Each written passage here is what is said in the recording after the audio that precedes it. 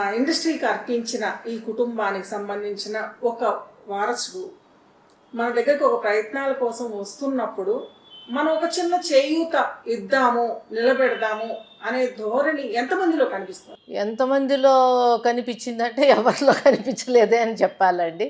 కనిపించిన కొద్దిపాటి మంది ఆ ఇచ్చిన అవకాశాలని తను నిరూపించుకున్నాడు.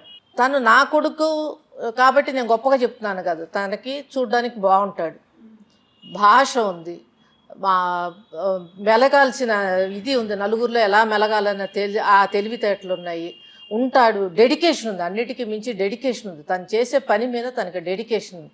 ఇంత ఇండస్ట్రీలో మా నాన్నగారు తెలిసిన వాళ్ళు ఉన్నారు, మా మామగారు తెలిసిన వాళ్ళు ఉన్నారు, ఆ తర్వాత వచ్చిన మా మరుదులు కానీ వాళ్ళు కానీ అందరూ తెలిసిన వాళ్ళు ఉన్నారు. కానీ ఏ ఒక్కరు కూడా